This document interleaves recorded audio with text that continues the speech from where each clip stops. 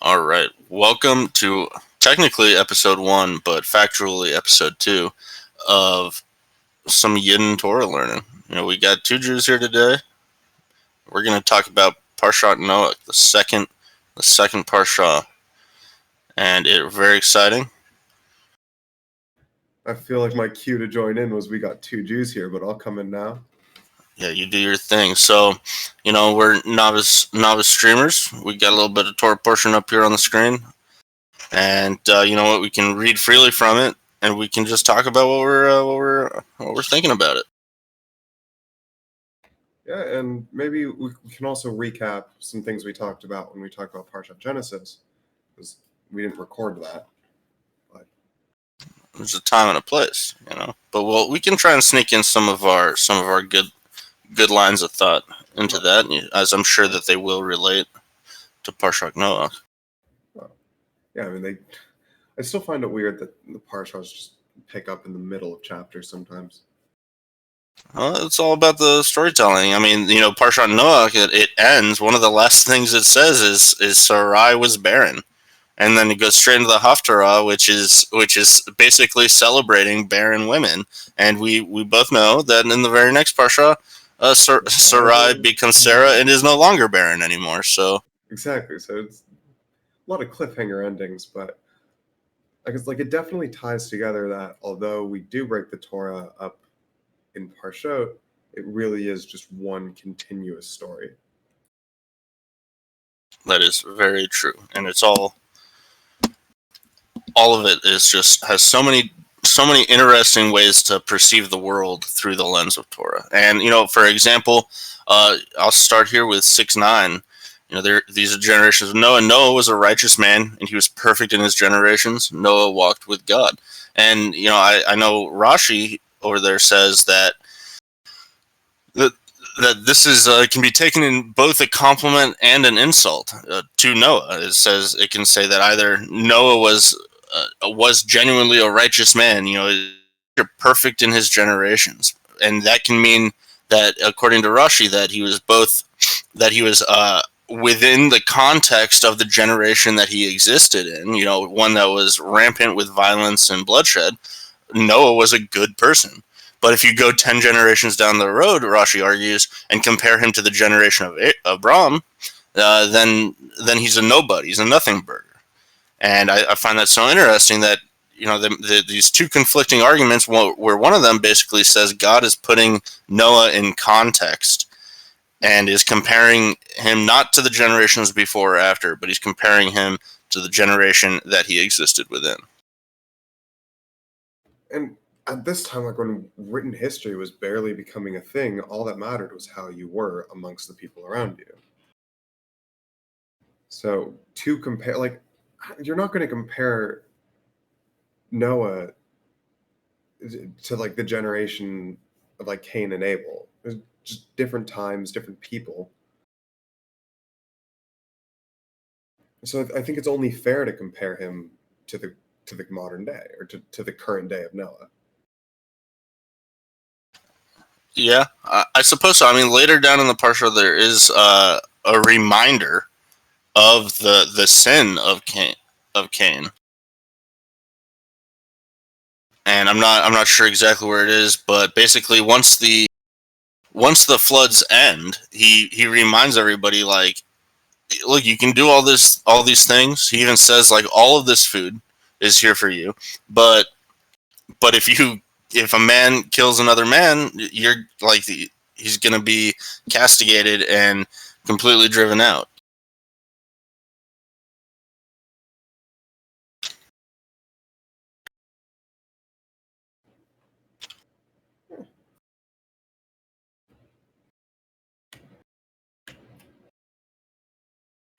I kind of see where you're going with that, but I'm also a little lost.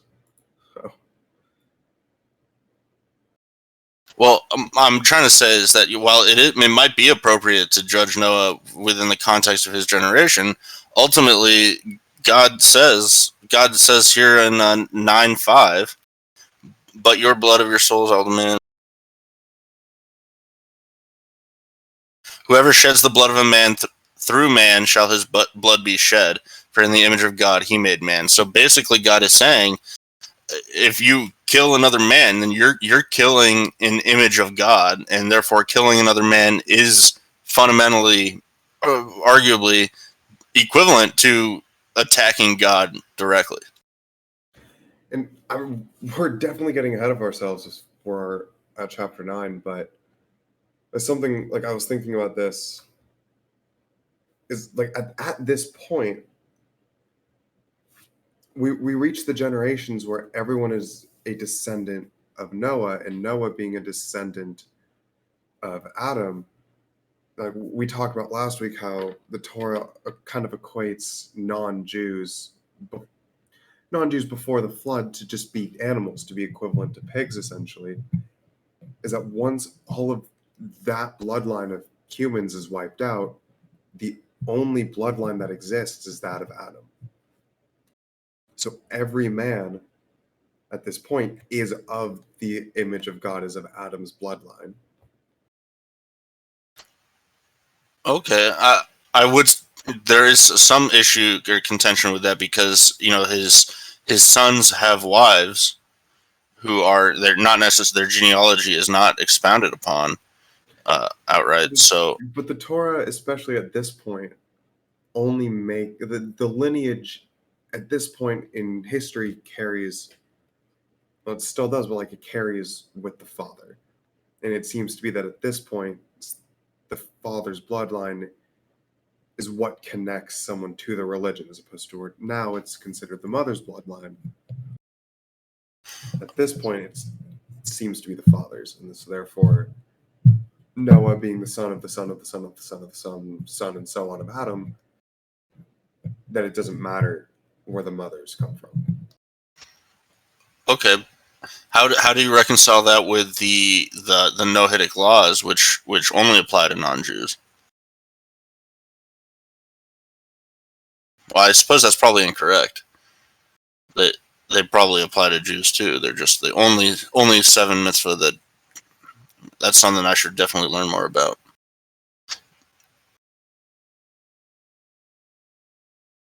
I'm also curious if you got an opportunity since our last discussion to read more about Lilith,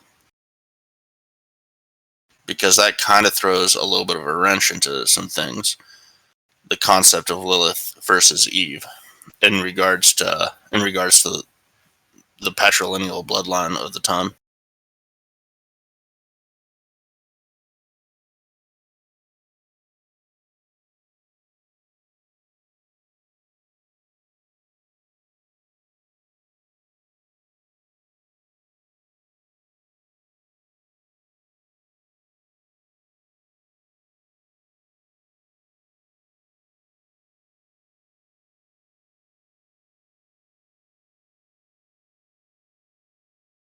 Well, we can see that the exact reason, if we go full circle, come back to the start of the portion. We ask, why did God feel the need to destroy all the flesh of the earth? And he is laid out very, very simply. It's because earth has become full of robbery, and he says because of them, and that's them. I believe is man, whether birthed from Adam or not. Noah is not the only son of Adam roaming the earth. There are tons and tons of people that are born of that ilk, and God singles out Noah.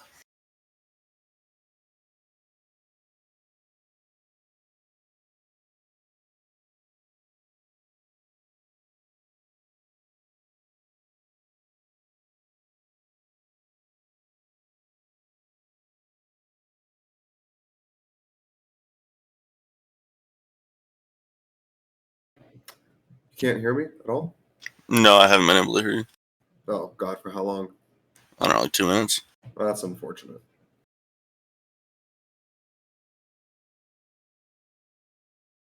My mic's plugged in. I'm using my button. I will figure it out. I hear you now, so don't know. Okay, well, let's hope that doesn't happen again. Are you going into other tabs? I mean, I have plenty of things open, but Discord should just be the only thing. Sometimes Discord freaks out if you're not running it as administrator. Stupid Discord. It's nice having two screens up. I have my notes on one screen. And, all right, give me a second. I'm going to reformat my stuff.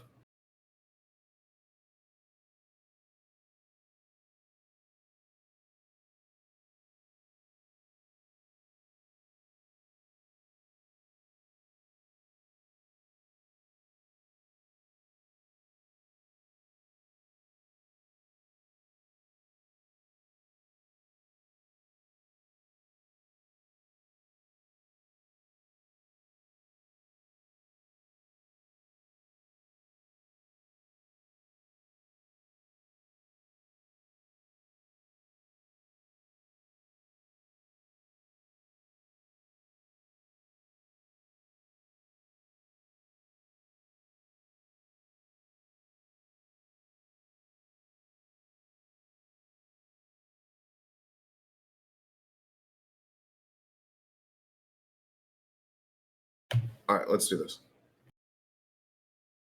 I have returned. Welcome back. Thank you. Hopefully, I won't cut out again. All right, where were we? I was on 612. I was talking about. Okay. Where it says, "For all flesh had corrupted its way on the earth," and so all flesh does seem to be referring to every animal, not just humans.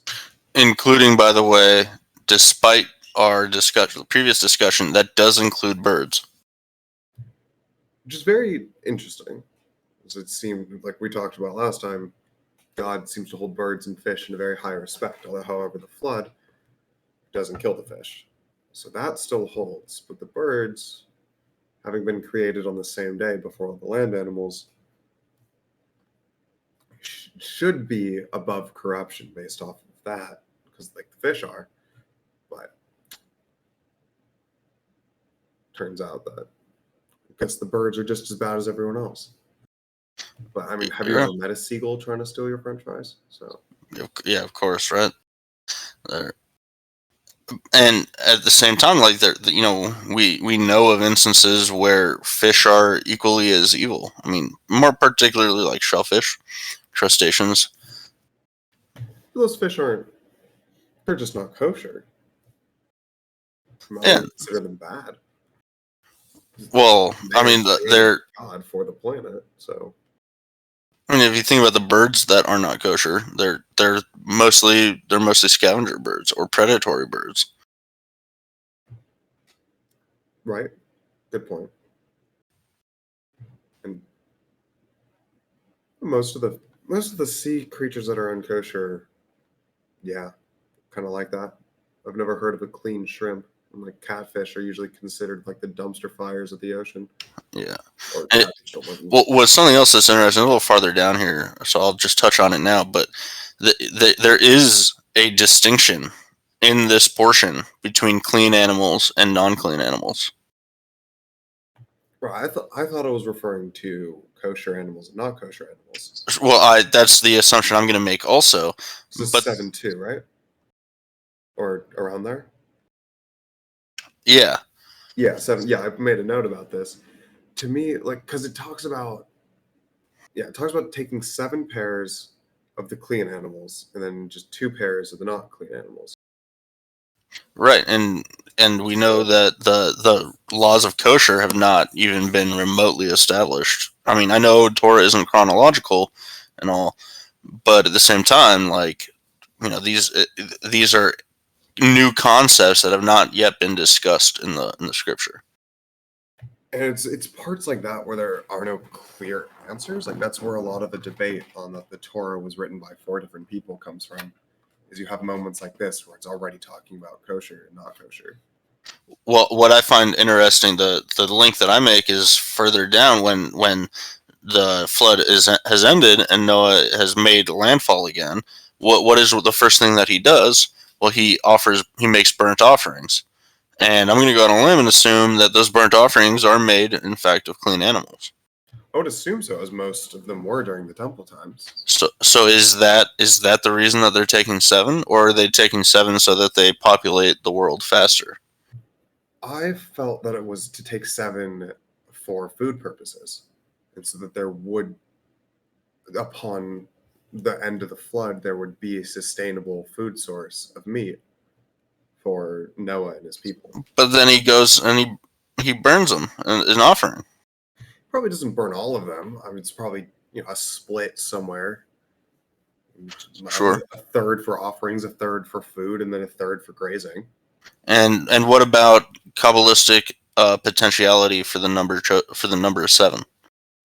Oh well, I'd I almost know. want to say we're too early to be discussing sevens, as this is only one of the first instances of it. But But it's not the first instance of it because you got 7 days. 7 days You of got tradition, 7 days. pairs. Well, actually, I'd say this is probably the perfect place to start talking about it. I'll retract my earlier statement. Seven is just a holy number in the Torah. It never really seems like seven. Like seven itself doesn't mean much. It's just that's like the number of God. Well, it's got something to do with the numerical value of the Hebrew letters that are actually making up the words, right? Which word?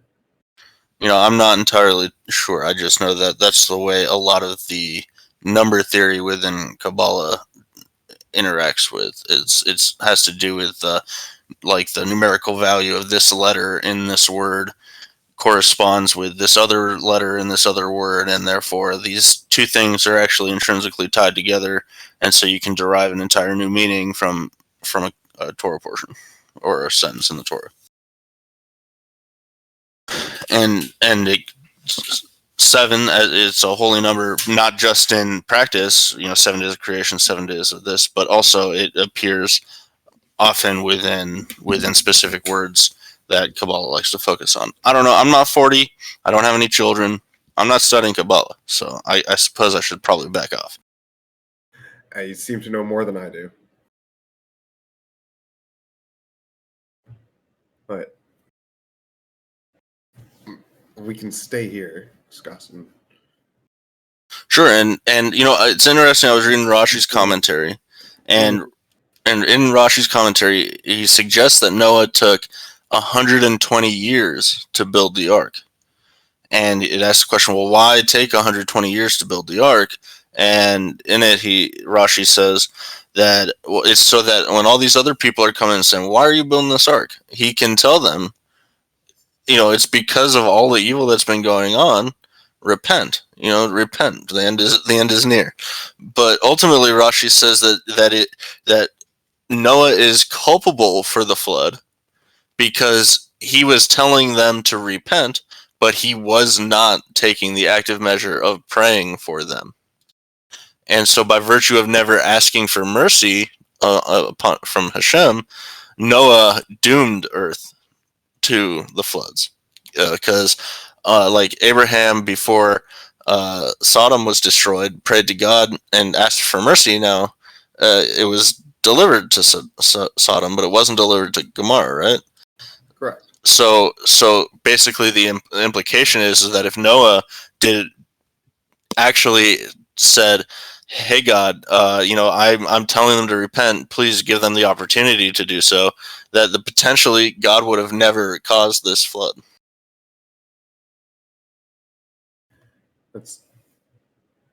I agree entirely with that. It's one of the few things I learned at Reform Day School is the story of Noah, and they'd often compare Noah not praying for forgiveness or not trying to bargain with God as Abraham does, as being the reason the flood happens. Like you look at Abraham, and it's also not just Abraham's praying, but Abraham's bargaining for finding an amount of good people. And they settled on 10, and it's like, Abraham believed that there was good. Noah was just like, "Yep, everyone sucks." Well, and but I wonder why. He was basically told by God, "Everybody sucks, so I'm going to kill everybody." So, who is he to challenge God? I mean, is he Jacob? Clearly not. He's how many generations before Jacob? 11 generations before Jacob. But even Abraham was told everyone in these cities sucks, and Abraham was like, "Nah, you're wrong, bro." That's true, but I mean, Abraham was, and that goes. I think that goes back to, it was Noah really that great of a guy, or was he just good compared to everybody else existing around him? When the whole world is this bad, I would imagine if he's just being compared to this generation, as you brought up earlier, probably was just decent compared to everyone else. I think it also goes hand in hand with Cain. Cain saying, "I'm not my brother's keeper." Well, ultimately, Cain was punished for that perspective, and kind of Noah kind of carries with it a little bit that whole "I'm not my brother's keeper." Yeah, he sees that he has an obligation to tell everybody to repent, but he does not see that he has the obligation to pray for them and for their well-being. So he doesn't take full responsibility for his brother, and so he is also acting with that same mindset of I am not my brother's keeper. I do kind of take issue with that concept because I see parallels of that in modern culture, where like it I don't want to talk too much politics on this, in these conversations, but it kind of carries with it that modern concept of, if you refuse to admit culpability for the crimes of your ancestors, then you are just as guilty of them. And I kind of feel like that's kind of the same vibe that the culpability that gets put on Noah. Noah did, from his perspective, everything he could to not only be the best man himself, but also to encourage others to be as he was, but by virtue of not going that extra mile and asking God to guide all these people to be like Noah was, like suddenly that undermines all of his good work and condemns him. And I feel like I got a little queasy about that.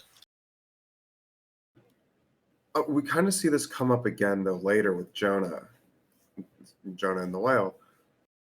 But Jonah was asked to go to a city, tell everyone who was being bad to be good, and Jonah flips his shit and gets on a different boat, and then he gets thrown in the water and eaten by a whale. And it literally took him being eaten by a whale to try to convince people to do good. So this doesn't seem to be a very easy thing. Like the Torah is basically saying that it's hard to tell bad people that they're bad, and it's even harder to get them to change their ways. Again, it took Jonah being eaten by a fucking whale to even try. So I don't necessarily blame Noah for not trying. He's like 600 years old when the flood comes, so he's so what 380 or so when God tells him that the flood is coming and that he should build an ark if it was 120 years. So Yeah, I don't. he's already seen 380 years of shit and is probably past trying to He's get fed up people with to it. do good. It's probably just like, you know what? It's been too long. Fuck them. I won't lie though. I don't know where Rashi comes up with that 120 years number, Neither do I. because That like, was because you saying that was the first I ever heard that was a thing. yeah, I can pull up Rashi right now if you want and see if it says in there. I was reading it in. Regardless, it's also I did my math totally wrong. It would be 480, not 380. Excuse me. That's fine. Well, But I don't know. I don't want anyone listening to be like, "Damn, this kid can't do math." But a Jew who can't do math, though, hard, right? oh no, damn, I shouldn't be a finance major anymore. So, and what he says, in another 7 days, I will make it rain for 40 days and 40 nights. And in that time,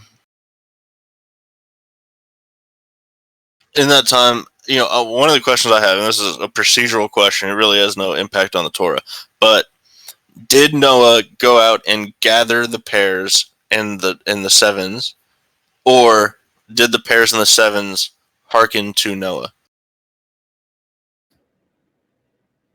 That is such an excellent question. I have always thought of it as the animals coming to Noah. That always seemed to make the most logical sense.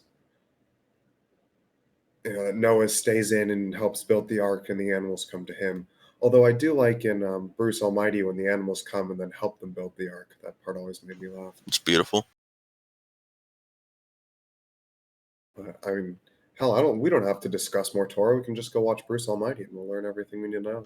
Did you watch the Russell Crowe Noah movie?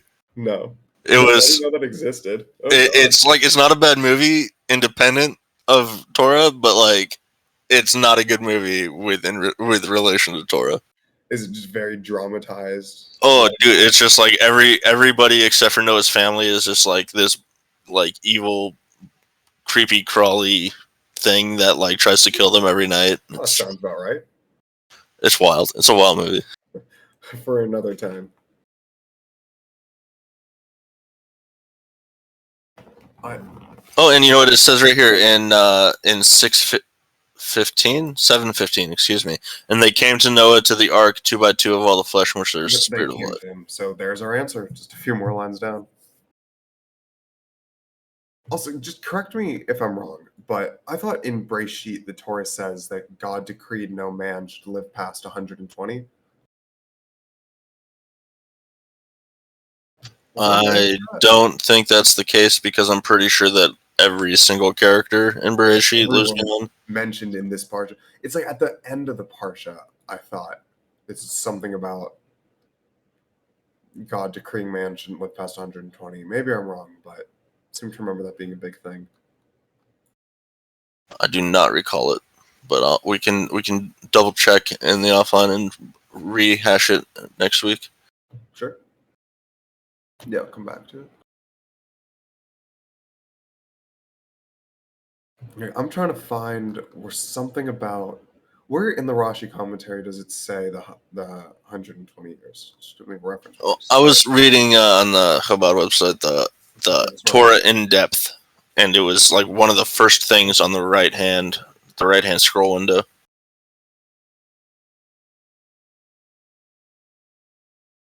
I'm not gonna go hunting that. I'm just gonna. Okay, so I find it interesting. You know, the ark is designed to be like what 300 cubits long or something like that. Yeah, it was like 30 across. 300 length, 50 in breadth, and 30 in height. Yeah. But then here in 720, 15 cubits above did the waters prevail, and the mountains were covered up. So by that by that, Yeah, I mean, the ark is taller than the mountains already. yeah, which, boy, is that wild. I thought maybe it's saying that the water rose 15 cubits like above the highest peaks potentially, and so that like Mount Everest was 15 cubits underwater. Okay. That's kind of what the Rashi is saying. Like above the peaks of all the mountains after the waters were equal to the mountain peaks. So instead of 15 from sea level, it's 15 from the highest point. That's what makes sense to me because otherwise the arc is like 2 or not like 10 miles long pretty much. Yeah, enormous. Yeah, so I don't we're talking about the Torah, so who knows, realism, whatever, but like for the sake of realism, let's say it was 15 cubits above the highest peaks. Okay. And then goes on, chapter 7 just finishes off, everybody's dead. Everybody's been blotted off. Man to animal, to creeping thing, to the fowl of the heavens, all blotted. Only Noah and the ark survived. And then Issues. the water stays around for 150 days. Hell yeah. Overkill. Got to make sure everything's dead. Amen, dude. Amen. So God didn't forget about Noah and the ark, and a spirit passed over the earth to cause the rain to stop. So I wonder what that must have been like. You're just constantly every day just hearing that rain because your entire ark is locked. It locked up. You can't even see outside or go outside based on 7:16, and the Lord shut him in, right? and then Exactly. one day it just all stops. That's got to be real crazy. Just as suddenly as it came, it goes. But that's the power of God. Amen, dude. Although it doesn't say that the rain stopped suddenly. It's just stopped. Well, the Subsided over, spirit passed over and the the water earth. subsided, so it gently eased out. So I imagine it was still probably wild. And considering the rainbow doesn't come until the ark rests, it would suggest that the clouds stayed and that very little sunlight was let in, even still. Well, and I think a form of proof of that is that it rained for 150 days, and it took 150 additional days for the water to begin to diminish. That's 8:3, and the Nice. waters receded off the earth more and more, and the water diminished at the end of 150 days. So it took just as long as it rained is how long. Well, actually, it rained for 40 days and 40 nights, and then the water stuck around for 150 days, and then the water started to drain. So There we go. I was yeah. I thought the 40 days was yeah. I thought that the 40 days was how long? Got me very confused there. Thank you. and I find it interesting when the Torah offers like specific geographical locations, like on the mountains of Ararat. I wonder where that is. It's what probably thinking Anatolia, Turkey. I would imagine, or Because we know that 10 generations down, Abram comes from the north, right? From the mountains in the north right. towards Canaan. So it's definitely not the Himalayas. No, probably not.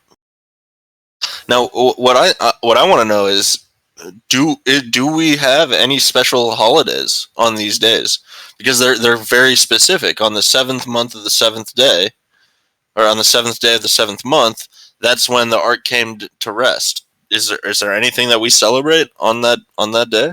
Well, let me do a quick Google and find out.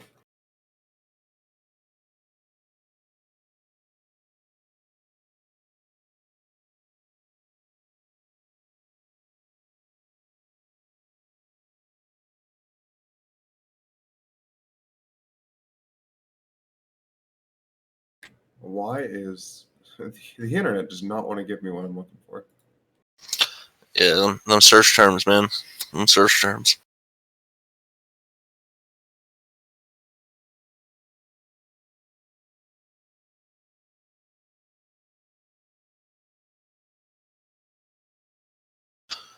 The next, and then they have the 10th month. On the first of the month, there's another day, another landmark day for Noah, when the mountain peaks appear again.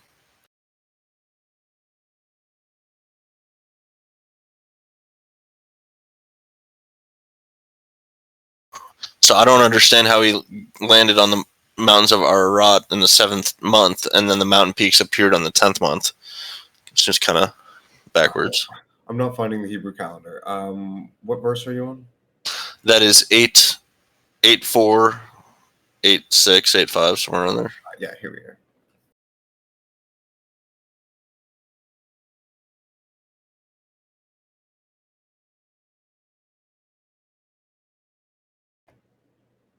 This appears to be one of those awkward moments where it looks like two people wrote different parts and mashed them together. Maybe. But it could be, I mean, there's, like all boats, some amount of the boat's under the water. That's true.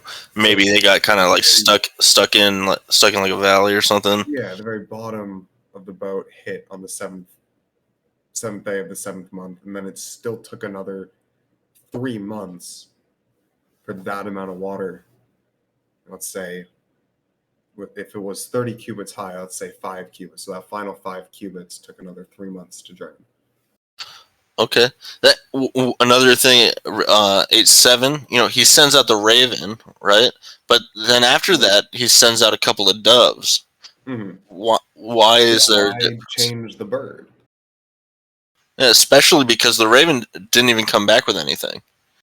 Yeah, so and he sends the dove multiple times. So it wasn't that the raven failed that he chose a different bird. Like if that was it, he would have sent a crow after the dove failed the first time. Well, the dove did not fail the first time. Yes, the dove did fail the first time. Sorry. Yes, dove failed multiple times, I believe. Well, he failed the first time. The second time, he comes back with an olive leaf. Another thing that Okay, I don't understand. I thought all life was blotted, but I the guess that's only all flesh life. all flesh. So the plants, I guess, got a hearty watering. Yeah, I'm sure those olive trees were something fierce after that. Oh hell yeah, greatest of olive oil of all time. Yeah, And that's he probably why the burnt offerings were so good because like the olive oil that was used to burn it was so potent. should also point out that he waits 7 days between sending each of the doves. Yeah, waits a week. It's a good period of time. You know, do you think he's sending them like it? So if he's sending them every week, that means that he's sending it on the same day of the week each week. Is there a specific day of the week that was happening on? I'm thinking, even though Shabbat hasn't been mentioned yet, is he sending these birds out on Shabbos or explicitly not? I don't know. I would almost expect it to be modern day Sunday, the day after Shabbos. Shabbos doesn't exist, but I either Sunday or Friday, or the day after Shabbos or the day before Shabbos. Either leading into the Shabbos weekend against Shabbos doesn't really exist yet, or on the first day of the week. I wouldn't expect it to be the Shabbos though. Okay. Just Okay. like because you get the whole thing about doing work and the rest day, and it would seem as if Mm-hmm. that's what like the day before, the day after, just like, oh, we're going into the rest, send the bird, or we've come out of the rest, send the bird. But Or everything is dead, therefore everything is resting, said the bird.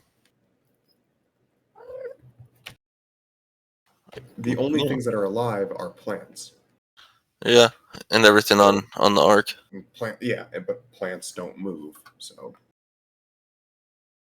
Okay, okay. Uh, on 8:13, turns out turns out you get the ground had dried up on Noah's 601st birthday. what a present.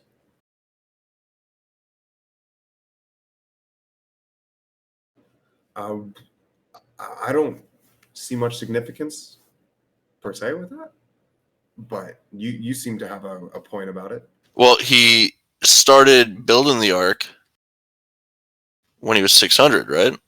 Yes. And so, you talked about having lived Well, all his life. the ark was built.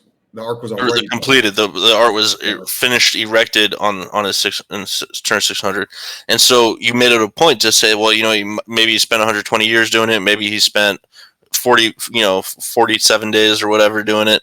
Regardless, he spent a majority of his life seeing all these bad people, all these robbers that were ruining the earth and causing God to basically destroy them, right?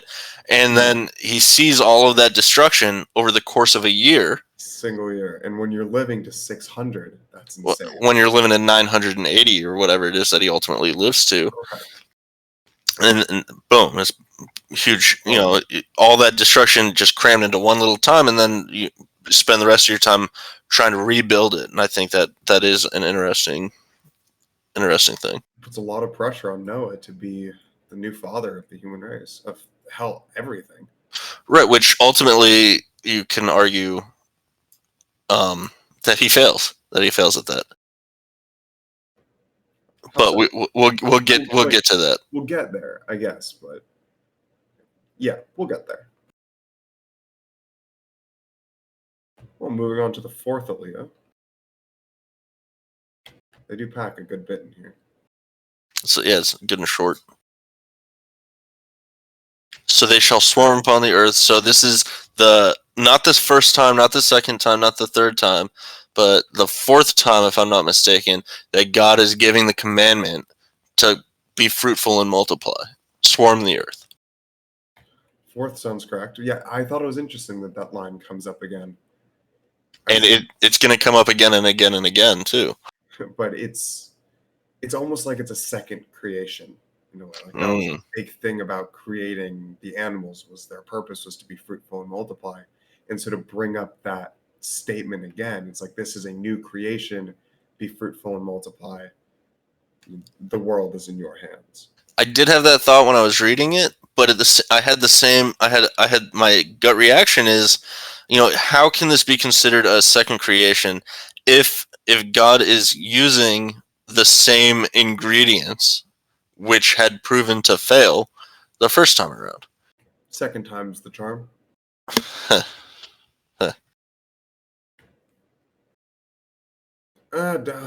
Too much effort to start over again. You'd already done it once. What is too much effort when you're omnipotent? When you're omnipotent, right? But so is it that he saw that Noah was, quote, perfect in his generations, and believed that Noah was a caliber capable of reproducing and creating the type of humanity that would not destroy the earth? That seems to be God's line of thinking. Otherwise, there's no reason for him to have spared anyone if he could have just erased it all. There's definitely 1 second.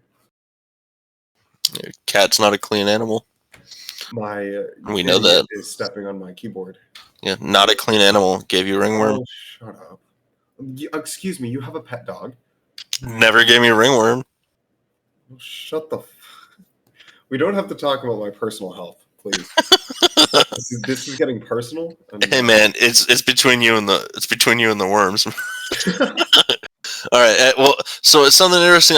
I missed this the first time through. I was reading it, but 8:20. Noah built an altar to the Lord. He took all of the clean animals and clean fowl and brought up burnt offerings on the altar. You seem to be hinting that all refers to every single last one of them. Well, yeah. Yeah. I think all can refer to one of two things. That, or probably the more logical reason, is that it's one of each.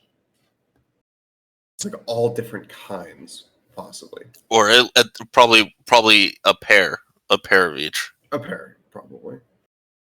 But like that no species was left out. It was And all the species, all the clean animals.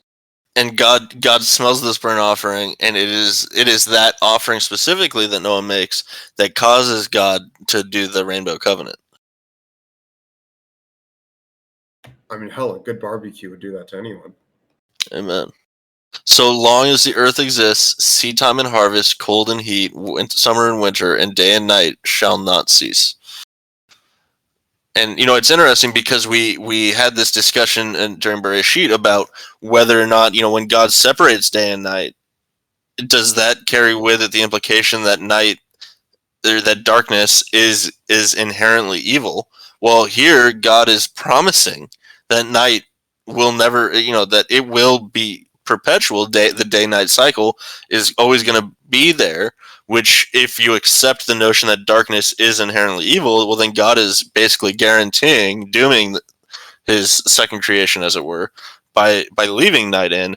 I happen to not subscribe to that idea. I think that nighttime is ruled by the lesser luminary of the moon, which, as we know, is a reflection of the light off the sun. So even in nighttime, there is still light, and so therefore I don't think it's necessarily meant to be an evil thing. The only problem with your argument on that is, a new moon is considered a very holy day, yet it's the day with the least light.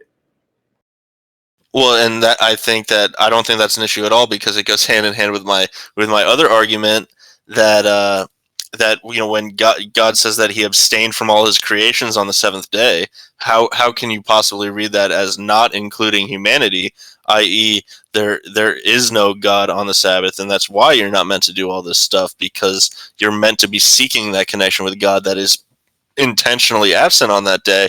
And if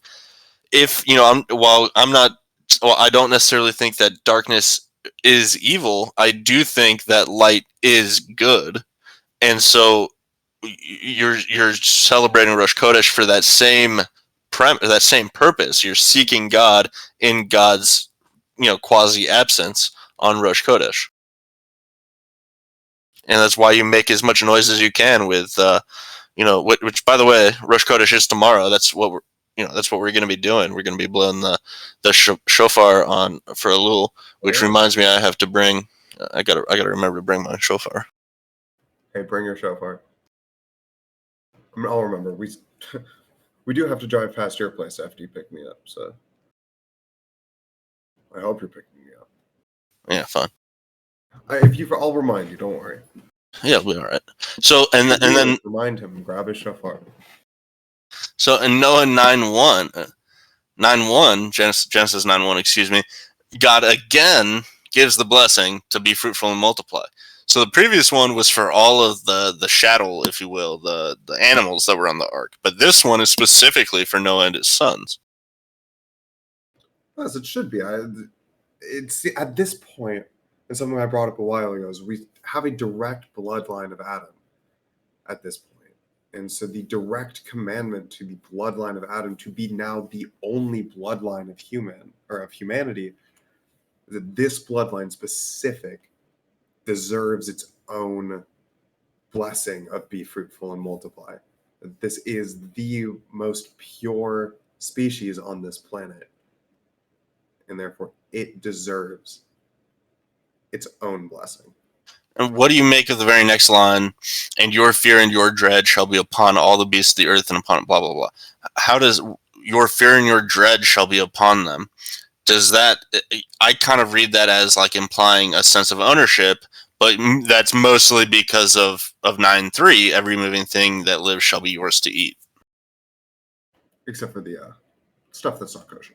Well, that's not explicitly brought up yet, and we know that the non-Jews are obliged to follow the Noahidic laws, and keeping kosher is not one of those. Is not one of those laws. That is true. Moving on. Okay, ignoring that. I also see it as ownership. As at the end of the day, every animal is lesser to you, and you have the ability to own and control everything. Not the ability, the obligation. Yeah. And I know you wanted to skip past the kosher part, but 9:4. I just wanted to come back to it. Sure. 9:4 is a kosher law. That is true. You should not eat something alive with its soul and its blood. Exactly laws of kosher. It has to be dead. It has to be killed cleanly and humanely, and all of its blood should be drained out. Yeah. There we basically see essentially the first law of kashrut laid out in the Torah. Yeah, it's one that I learned a little bit about in detail this yesterday.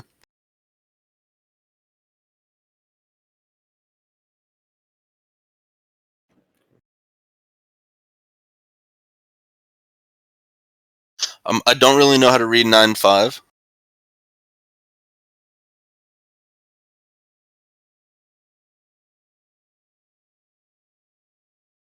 But I think that it kind of goes hand in hand with what you'll see later, with leaving the corners of your field unreaped, so that the beggar can come and reap it themselves. I kind of think that this kind of goes hand in hand, such that every time you slaughter an animal, some portion of it must be sacrificed to God. And it's a payment in a way. It's like you are in command. You have the obligation to control all the animals around you, but that doesn't mean that you can take it for granted. Yeah. These are gifts unto you. This obligation is a gift unto you. And you must remember who gave you this gift. And then 9:6 is the return to Cain and Abel. And don't kill another person because you are killing the image of God. But I find it interesting that that's very specifically laid out here. As I said, when we started at the very beginning, we ended up talking about these few lines, is that there are no humans that are not now the direct image of God. Every human is of the line of Adam. And so that makes every human actually sacred, whereas before they were not. Before it was half and half. As you were saying, some of the mothers probably didn't come from that lineage, but it doesn't matter because there was still that direct image of God. Noah was at least half, as it was always a direct descendant from Adam. They were all half, all the way down. So Adam was at least, not Adam, Noah's at least half of the Adam and Eve pairing. So, And then once again, at the very honestly possible that the Torah doesn't document the other lineages, but it's completely possible that Noah's mother is a direct descendant also of Adam, and it's right. just documented, and that is why in a generation of big baddies, Noah's the only good person that catches God's eye. Who knows? He was the only incest coupling. But that's undocumented, so it's me just speculating. Of course. And then this Aliot, well, I guess it's not. But this chapter, it starts with be fruitful and multiply, and then at the very end of this portion, once again, be fruitful and multiply. Swarm upon the earth and multiply therein. Just giving essentially the commandment to take the entire planet. So we then see happen. It does happen, like it does now. So moving on to the fifth portion, in 9:11, which hilarious because it's talking about bad things happening. God is explicitly promising to never flood the earth again, but God is not explicitly promising to never destroy all flesh on the earth again. Yeah, just find new ways to do it. And he kind of does. When you see that with Sodom and Gomorrah, see that with the 10 plagues. Finding fancy, aggressive ways to destroy. The 10 plagues was a little different. No, it really wasn't. It was a punishment. Well, and there was a flood that affected the crops adversely, right? In the 10 plagues. Or was it just turn the water blood? It was just the water blood, but that was pretty bad. But no flood.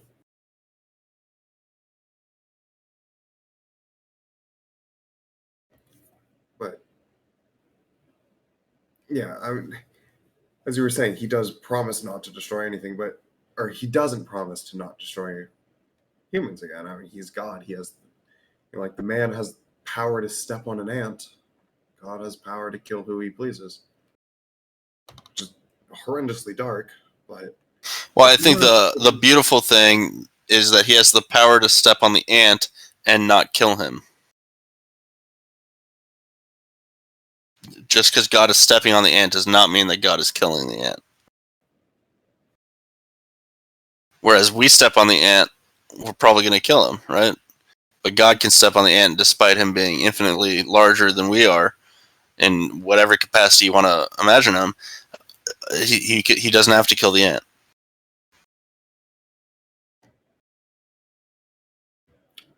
That's the privilege that comes with being the omnipotent being. So we get the covenant with the rainbow. Yes. Do you think that Noah was at the end of the rainbow? I always imagined the rainbow off in the distance. Or are you trying to make an Irish joke about a pot of gold? I was not trying to make an Irish joke about a pot of gold, but they say that there's an adage that says basically that like chasing after the end of the rainbow is a nonsensical goal because just by the physics of it all, it's just not it's not a possibility. It's not a real thing. Right. The end of the rainbow doesn't actually exist, but maybe for Noah, it kind of was a real place to exist at, and and you can say that especially rather than the end of the rainbow was Noah at the start of the rainbow, and we are all existing under the rainbow that is the covenant between Noah and God. I'd rather think of it as there is no end, there is no beginning of the rainbow. It's almost a heavenly object, and that the covenant exists between God and just all of mankind. It's not just mankind; it's all of the living creatures on the earth. Planet, and that the rainbow, like real rainbows do, exist neither part of the earth nor the sky. They're not a rainbow is not a physical substance. Sure, but you say that the rainbow has no beginning, it has no end, but like here we are literally reading about the beginning of the rainbow concept. So whether we're talking about like literally in the sky above Noah or in the metaphorical timeline that starts with Noah and extends to this day, then the first rainbow was here celebrating Noah's safe return to the dry earth, and God saying, "Okay, I'll never do that again." I'll agree to disagree. I think the rainbow is it's not specific to Noah. It's not specific to Noah? No, I think it was for everyone. Yeah, this is the sign of the covenant that I have set up between myself and between all flesh that is on the earth. I don't think Noah was at the beginning or the end.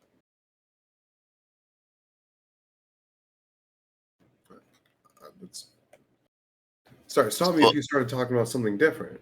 You say that Noah, you don't think Noah's at the beginning or the end. I'm making the argument that he's at the beginning because without Noah, everybody, all the flesh of the earth gets flushed down the toilet.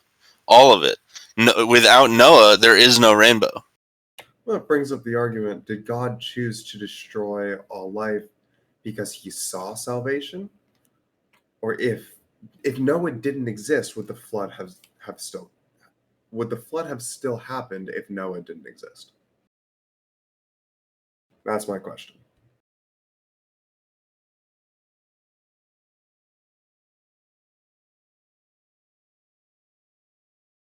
Yeah, okay, that's a good question. Because it's not like God made this plan to destroy the earth with the flood and then saw Noah. He knew Noah, and then saw this bad stuff happening and then made the decision to kill everybody, knowing full well that he was going to spare Noah from the very start. So that is an interesting question. Would the flood have happened at all, or would God have just allowed the earth to annihilate itself? Mm-hmm. So, as special as Noah is, it's not his rainbow, it's humanity's rainbow. Okay, so the sixth portion has probably the most confusing part of it for me. This entire portion confuses me the most. Yep, I'm right there with you. So, okay, cool, some genealogy. The genealogy. Oh my god. Yeah. Well, I mean, 7 is way more genealogy than 6. But so Ham was the father of Canaan. Mm-hmm. Okay. But Ham is the son of Noah. Correct. Noah got drunk. Yep. Because he planted the vineyard. Now, he uncovered himself within his tent. Yeah, like most people who live by themselves do. but then his son saw his father's saw his nakedness. He told his two brothers outside. Shem and Japheth were all like, "Oh, bro, that's not cool," and then they walked backwards. So with Adam and Eve, when they were naked, everything was hunky dory. But the moment that they ate from the flesh of from the flesh of the tree of the good and evil, then they became aware of their nakedness, and that became a bad thing. So is Ham being condemned here? Because Ham ultimately gets condemned by Noah, gets cursed by Noah, and that's the part that confuses me, because Ham just saw the nakedness. He was made uncomfortable by the nakedness by virtue of the crime of Eve, and then he went and told his brothers, and they came up with a solution. Clothe them. So I don't understand Noah's actions. I mean, he sounds like an old drunk guy who saw the whole world fall apart. And it sounds like he was having a late life crisis or some shit. Well, from what I understand, he was elated. Pardon me for not knowing English. Very happy. Thank you. I guess it doesn't say that explicitly in the portion, but we're coming right off of the covenant with God to never kill him ever again. And then so he plants a vineyard, he gets shit faced, and then his son sees him naked. Like okay, I've seen my dad naked. It wasn't the end of the world. Oh yeah, like you said, this part's very confusing because it doesn't make sense why Noah is so upset to be clothed. It's almost like he made the vineyard for the sole purpose of not caring about clothing, and that being drunk was a way of bypassing the shame that Adam and Eve felt when they ate from the apple, and then therefore passed to the rest of humanity. Well, so that's what confuses me. If Noah had gotten naked outside of his tent, this would make a lot more sense to me. But he But does it in the privacy of his own home with right. his own wine. It's not like he went out and bought alcohol, came back, got drunk. It's his own alcohol, his own home. And I don't necessarily see that Noah is displeased with being clothed. What confuses me is that Noah becomes angry at Ham. He's taking offense of Noah's actions. Like they're his actions, and I think the problem is you and I are maybe too libertarian to approach this the way that others do. But I don't think it's the case that he got angry at Ham because Ham was offended at his nakedness, because Shem and Japheth were explicitly offended by the nakedness. That's why they made in 923. That's why they took so many pains to not bear witness to their father's nakedness.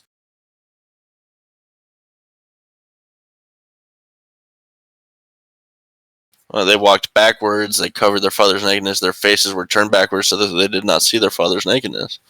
So is he actually offended at Ham for bearing witness to him without clothes? What's the alternative? Right. What is the alternative? It's not like Ham fucking knew. He just walked in. Maybe it's an invasion of privacy that he's angry about. Why are you coming to my tent when I'm, who knows what he was doing? My mind goes straight to the dirtiest places. I'm gonna check on him. Yeah. But then further confusing me is Noah does not necessarily curse Ham. Noah curses Ham's child, Canaan. Grandchild, he curses.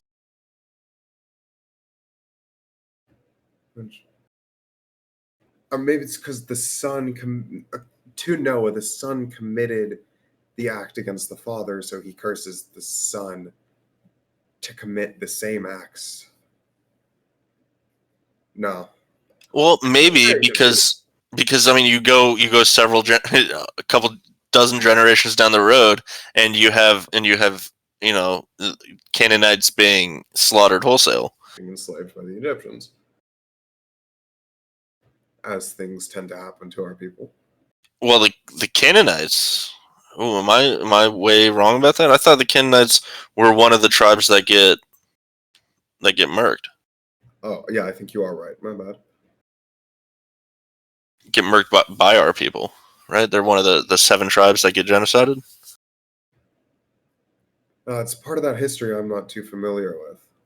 Well, we'll learn about it We'll as get the there weeks in go on. the coming weeks, but well, they skip the genocide in Reform Day School.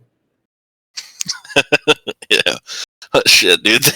They skip teaching Torah in most of They do the. skip teaching Torah in Reform Day School. Judaic studies was a fucking joke. You know, once, maybe twice a week, and we usually spent time focusing on one parsha for like 2 months. Yeah, and okay, so here's another really interesting thing. So Noah curses Canaan. He shall be a slave among slaves to his brethren, and then he expands, blesses Shem and blesses Japheth, and says, well, actually, he only blesses. I guess he only blesses God, but he asks God to expand Japheth and may he dwell in the tents of Shem, and Canaan be a slave to both of them. So that it's also kind of interesting because there's a very very famous story, much more famous than this, later down the Torah road, where Joseph gets sold as a slave by his brothers, and Joseph gets redemption, but Canaan never does. Sucks when you're not the main character. Yeah, dude, that plot armor, Yeah, bro, Joseph, it's thick. exactly. I was going to say Joseph's got plot armor. I have this Torah, the greatest story ever told. So lives another 350 years after getting caught. I'll just say it outright, dude. I think that Ham walked in on his dad beating it. Being what? Beating it. I'm glad you said it because I didn't want to. It's not like anybody's gonna watch these videos. Anyways. Okay. I don't know. Still embarrassed to go there. Sure. All right, so then a bunch of people are born. A bunch of fucking people are born. A bunch of people have kids, and more people are born. And one of the sons of Noah, according to the stuff that I think is interesting is like the son of Gomer, Ashkenaz. Mm-hmm. Is that where the term Ashkenazi comes from? It's possible. In all honesty, I kind of skimmed through this part because it's a lot of words and a lot of things that my dyslexia didn't like reading. Sure. It is kind of hard to follow. It's a lot of consonants. My dyslexia does not do consonants well. Yeah. Nimrod, another famous name in here. I thought it was interesting how Nimrod is said to be, a great fighter. That God favored Nimrod, as a hunter, and yet in modern English, and Nimrod is an idiot, kind of like you. But Appreciate it. sorry. I just gotta insert the shitty jokes.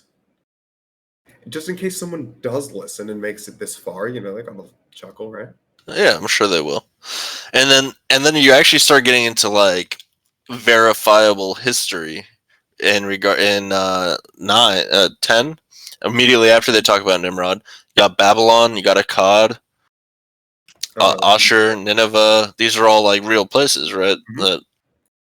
So I mean, not to say that none of the previous places are not real, but I find it interesting that like this early on, the second portion, that we are already in written history. Obviously, it is written history, but you know what I mean. I think you understand what I'm trying to get at. I mean, it's second portion, but we're also dealing. By the time we get to these names, we're dealing a couple more generations, a couple hundred more years. Just a little more, but still, I mean, this is still what 2.5, 3,000 years ago by Torah time. So Yeah, and I'm looking at 15. Canaan begot Zidon and Heth, and then the Jebusites, the Amorites, the Girgashites. I know for a fact the Jebusites and the Girgashites they get got. mm-hmm. So it's the Canaan is the man. He got bad luck, bro. That's what happens when you walk in on, or your father walks in on your grandfather masturbating. So the sins of your father, right? You are responsible for them by that logic, and then that I struggle with that because that's also like white guilt and all that shit. It's basically I should feel bad for what somebody completely unrelated to me did 3, 4, 5, 6, 7 generations ago.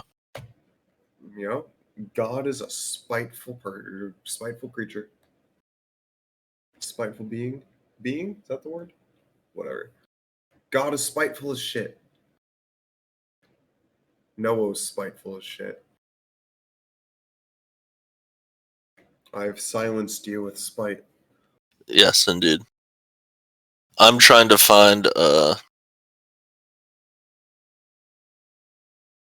My point is, I don't find it. I don't find it weird that it's several generations later everyone dies. Noah put the curse on, and the curse had meaning. yeah. Yeah, but how do you extrapolate that meaning into, the Baal Shem Tov says that when you are trying to look at a problem in your everyday life, you should refer to that week's Torah portion. You'll find some sort of an answer there. And so, like, if you apply this kind of a answer to modern day questions, well, then being woke is arguably the right perspective, and I don't really want to accept that in any capacity. Well, let's let's use a different parsha. Yeah, it's just Next week. so Granted, it's funny. We're actually pretty. We're getting pretty close to whatever that day is called. Simchat Torah. Simchat Torah. Thank you. Yeah. We're not. Which actually, like a brief tangent.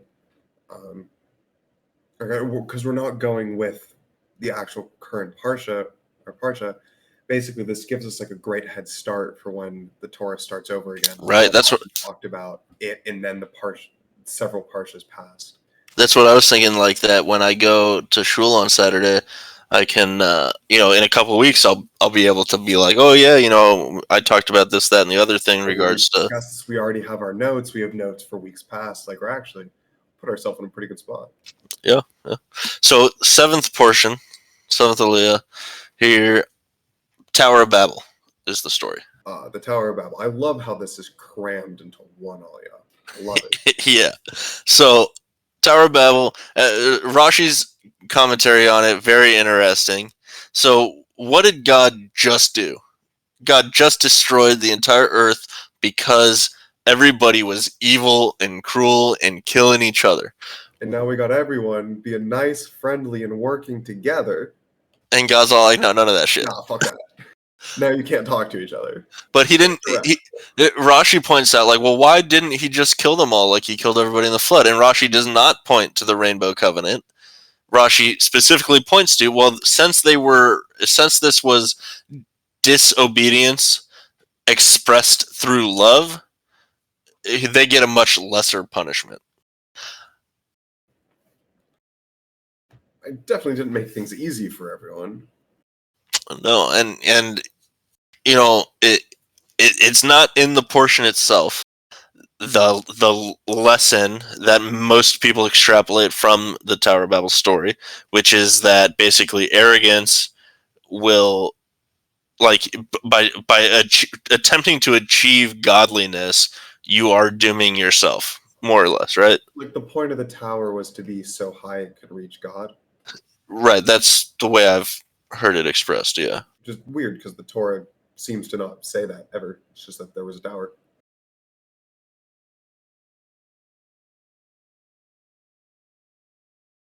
Like it just Yeah. says they built it. Come, let us build ourselves a city and a tower with its top in the heavens, and let us make for ourselves. Never mind, I'm wrong. Well, it says top in the heavens, but it essentially means that the top reaches God. Well, I don't know, because when God creates the heavens, He is creating a separation between the waters above and the water below. It does not ever say that God Himself resides in the heavens. Right.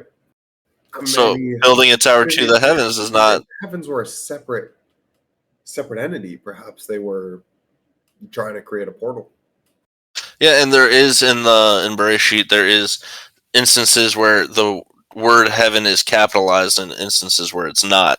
And I don't know if that's intentional or not. I'd like to believe that it is because this is Torah, and but at the same time, it might not be. It might not be intentional.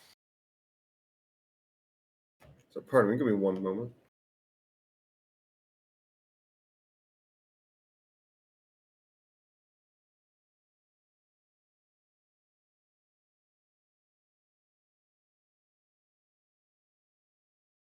My apologies, I've returned.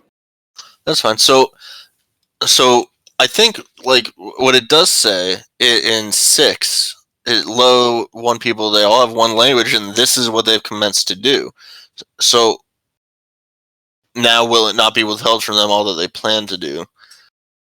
That last sentence kind of confuses me, but it sounds like They were gonna do more. and that it this is not why God created man. Like, this isn't what he expects them to seek to accomplish. Like, there's an alternative goal for them that isn't necessarily explicit, but it's not this. And it's also that like they'd come together and built a giant city. Like it doesn't say how big the city is, but by it seems to indicate or imply that the Ooh, city was huge. I got it. I figured it out. Oh, let's hear it. So uh 4 11:4, and they said, "Come, let us build ourselves a city and a tower top of the heavens, blah blah blah, lest we be scattered upon the face of the entire earth." Now, what did God command Noah and Shem and Japheth, Noah and his sons, to do? To scatter amongst the face of the earth. To swarm over the earth. So Well, yeah, we hit and that line pretty hard. these guys, however many generations it's been. I mean, we haven't brought Noah up yet, so it's been like 7 or 8, something like that. Yeah, And they're specifically all gathering in one big city instead of swarming across the earth. So that's why they needed condemnation, even though they were still operating peacefully and lovingly. They were not doing as God commanded, which was to swarm over the face of the earth. I guess the only way to do that, and it worked, was to split their language, force Well, them to be separate, force them to be different. yes, but there's another way, I think, to conceptualize the separation of the language, and it's a word that every Jew knows very well, and I would argue that this is the first instance of diaspora.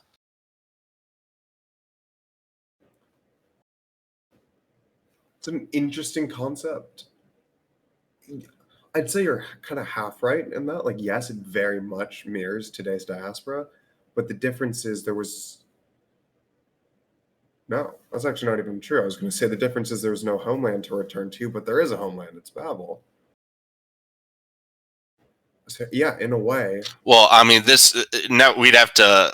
So, like, I have this whole theory, which is, dangerous theory and is not held by many Jews. But I have this theory that Israel is not a specific place in the Middle East. No, No. it is the entire Earth. Well said. And But I think to counter that point, you know, the mitzvot, or the 613 mitzvot, there are those that can only be fulfilled on the Temple Mount, and the Temple Mount can only be in one location. where God is specifically chosen, but the Temple Mount does not equate to Israel. The Temple Mount equates to a small portion in Israel. Well, exactly, and Israel's only Israel because we as a society have determined that borders are a thing. I'm not talking about those borders. I'm talking about the religious borders of it. As in, there really is no diaspora if we can return to the Temple Mount, is what you're saying? But we can't Well, no, okay. return to the Temple Mount, so the entire world even Israel's almost a diaspora then by that definition, because we can't return to the Temple Mount. Those bastards have control over it. Well, I don't think that Israel and the Temple Mount are equivalent in any capacity. I think that the Temple Mount must be in Israel, but I don't think that Israel is limited to the Temple Mount. And there's a piece of midrash of when Jacob leaves Israel, and when he's leaving Israel, there's angels that are Sepharim that are specifically operating within Eretz Israel, and so they follow him to the border of Israel. And as he leaves the borders of Israel, Jacob, other angels come and begin to escort him to his destination. And upon his return, it is said in the Midrash that the angels that had left him at the border go out to meet him, which carry with it the implication that Jacob had just then sanctified that land and incorporated it into Israel. So when I say that Israel, the earth is Israel, what I'm saying is God tells Abraham, from the north to the east to the south to the west, you will expand, and your children will have all of these lands. What I'm saying is that through time, through effort, Eretz Israel, as defined by God, i.e., where those angels are allowed to operate, will over time be expanded through our sanctification of the land through mitzvah. So I say it's a dangerous perspective because it is inherently an expansionist perspective, and there's a lot of people accusing Jews of being that type of person, that type of entity, and I certainly don't want to use military force to do it, but through good deeds and good acts, yeah, why not? Why can't you expand? God says to the north, to the south, to the east, to the west, to Abraham, to Isaac, and to Jacob. So why not? Why not be able to make Israel bigger through your acts of holiness? Have it so that the angels that exist only within the land of Eretz Israel are capable of coming out to you, because where you are is now Israel. And in fact, as we see here, God is causing a diaspora at Babel specifically so that the children of Adam can specifically go out and conquer the earth as they're meant to do.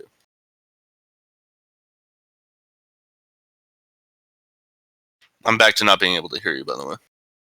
I haven't said anything. Okay. I'm just thinking.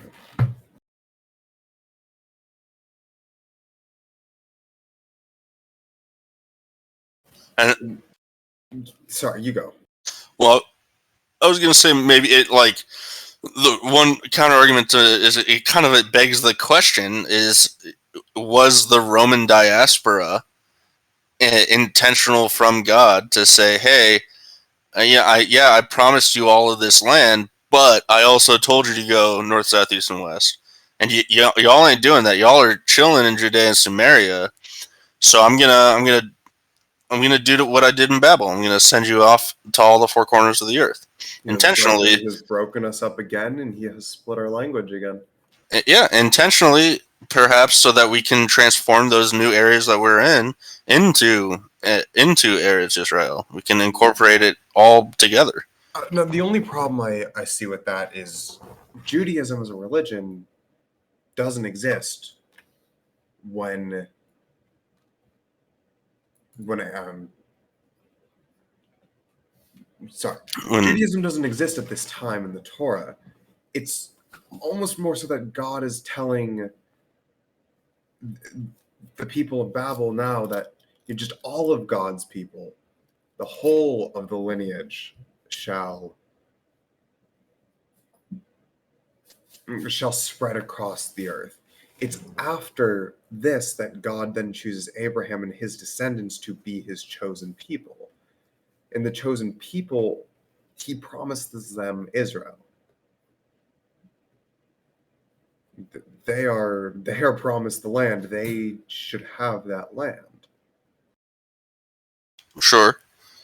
And he makes arguably equivalent promises to each of them and doesn't deliver on for any of them. It doesn't deliver until Moshe Rabbeinu, and even then, Moshe doesn't even get to engage with it. It's his brother and Joseph, or Joshua. Sorry, not Joseph. Joshua.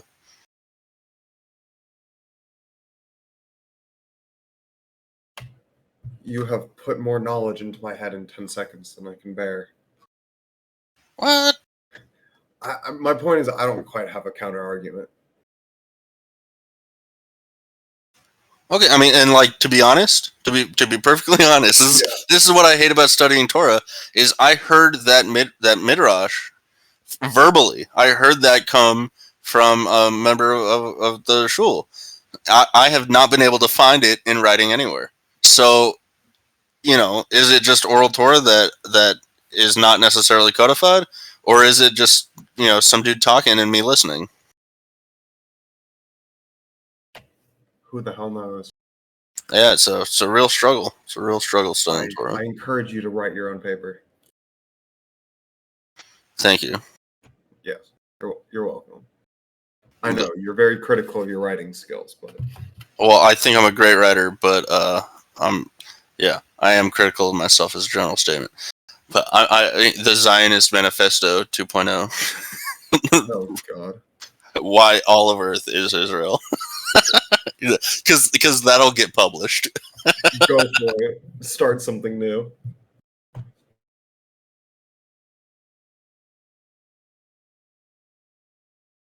So plug my microphone like a fucking moron. So now I'm the Nimrod. It's okay, buddy. It happens. So we got a shit ton more generations, but I'm interested because obviously the pertinent portion of this is Abram and Sarai. Now they are cousins. So one of them is born of Shem, the other one is born of Japheth, I think. It's kind of hard to keep track of it. One sec. Let me see if I can find what you're talking about. Oh, I'm down. I skipped over a lot of the genealogy. Yeah, but it's like 727, something like that. It doesn't talk about Sarai's parents. It's just Abraham and Nahor took themselves wives. And the name of Abraham's wife was Sarai. So she seems to come from a different lineage. I have looked it up on other sources like Chabad. If you just look up Abraham's lineage, it'll pull up an article and it'll talk about how they're like third cousins or something. That's wild. Maybe that's why she was barren. Yeah, maybe. So did it wasn't working. Did you read the Haftarah at all? Nah. I find the Haftarah interesting. Most of the time, I struggle to find any relevance with the Haftarah. I don't read them. But this one, it is very relevant. Really? Isaiah 54. Short. I could have read this. I feel bad now. Yeah, it is super short. So it says specifically, like, if you are a barren woman, don't be sad about it because you have more children to you than any other woman, than any other person possible. And there's some interesting ideas behind this. So converts refer to themselves as children of Sarah. And yes, I don't know if I've told you this before, but from what I've read, that logic comes from the idea that all this time when Abram and Sarai, they were trying to have kids, right? So she was barren, so that implies that there was an intent. That every time they tried and failed to have a child, that is the soul of a convert being born. Okay, so how many times did they try? I don't know. I mean, this isn't. We're not Calvinist here. There's no set number necessarily. I'm sure. I guess, but Abraham be fucking. I guess. You know it. But so I find it interesting. So, like, is this portion from Isaiah? There's the Haftarah from Isaiah. Is he referring specifically to Sarai, I mean, obviously it's many generations after Sarai, but is it kind of like a post-mortem celebration of like, during all this time you could have been sad but you weren't, because you knew that you were still having all these children even if they weren't necessarily physically manifesting themselves? Or is this a call for all the barren women to kind of become community mothers themselves? Saying like, yeah, you don't have any children of your own, but you can be the mother to everybody that just needs some kind of help, some kind of companionship. I much prefer the second one. It's just a lot nicer sounding, a lot sweeter. Just because you can't be a mother to your own children doesn't mean you can't be a mother to others. Yeah. It's also in this Haftarah that Rashi pulls his culpability of Noah, because in the Haftarah in section 9, for it is to me as the waters of Noah. So the flood is referred to as the waters of Noah, implying then that Isaiah God through Isaiah is actually saying, yeah, no, this flood was ultimately Noah's fault.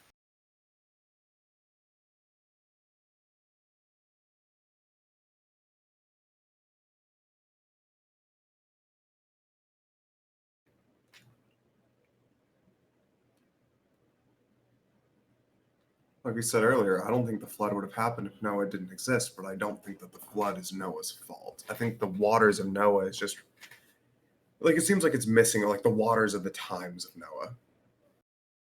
That's kind of how I read it. My cat just fell off of her cat tree twice. Nice. Well, okay, so we've gone through everything. Probably took us a lot longer than we expected it to, but yeah, I thought we were gonna get through this Parshat in like 30 minutes. Here we are. Yeah, sorry, bro. You're never gonna. No, I'm always gonna talk way too long. This is so much fun. So I went to Reform Day School. We didn't learn shit. I've learned more in our 2 discussions than I did in my 7 years at day school. Well, I'm happy I could help you participate in it. Well, it's also nice when I actually read the words myself. That does go a long way. It goes a very long way. But I'm more than happy. I think that it is very true that next year, if and when we do this again for Parshat Noah specifically, we are going to come at it with probably an entirely different perspective once again. And we're going to learn all sorts of new things once again. I think it's going to be fun to come back to this in a year. Especially to come back to Breshit in a year. Hell yeah. So, is there, I kind of want to try and do this for every time, that concept from the Baal Shem Tov, is there a thing in the modern world that this portion might make you rethink or reconsider, or even validate? Does this portion maybe validate an opinion you already have? That is okay to sit by and be myself while other people are making their lives shit. That as Noah, occasionally it can be okay to be Noah and to be the good guy and sit on the sidelines. Okay, see, I find that very interesting because, in my opinion, Noah explicitly did not sit on the sidelines. Because he's trying to turn people. Okay, I have. And like, this is okay. This is my dark approach to the Parsha, is that sometimes it's okay to let bad people be bad and to not interfere and to not try to fix them. I think there's more to learn. That's just what I'm starting with. I think that's very interesting because I think that given Rashi's commentary, I think that the lesson that it's trying to deliver is the exact opposite. Is that it is your obligation to make that extra special effort, even if that extra special effort is simply praying for the damned, hoping for salvation for especially because Noah knew that he had salvation. Noah knew that he was being charged with the salvation of a certain number of with the flesh of the earth, and so he did not put in the effort to pray that others would receive that salvation. So, but while he did tell everybody to repent, he did not pray to God to encourage them to repent. So I'm going to take a little bit of the opposite lesson, and I'm gonna say that for me it's that while it is noble to encourage people to perceive the world correctly, we have to have faith in God that people are capable of that transformation actually. And I think I struggle with that a lot. I look around often and I think to myself that like these people are never gonna fucking get it. They're never gonna understand reality. They're gonna be caught in their little bubbles forever, and they're going to tear down the world with them. They're going to cause Noah's flood again, if you will, even though I know God promised it'll never happen again. But basically, like I look around and I see that it feels like there's a lot of unredeemable people, and I think that the lesson is that everybody is redeemable. We just need to have some sort of faith, and we need to take action in that faith, even if that action is simply including them in our prayers. All right, I do like that. But another thing I learned more so comes from the Tower of Babel, and that city lifestyle sucks. Yeah, amen, dude. Amen. All right, so this is some Yidden Torah learning, and we'll get together again next week, and we'll see what's up. All right. What is next week? What's the name of next week's Parshat? I don't know yet. Neither do I. Okay. But next week, Abraham.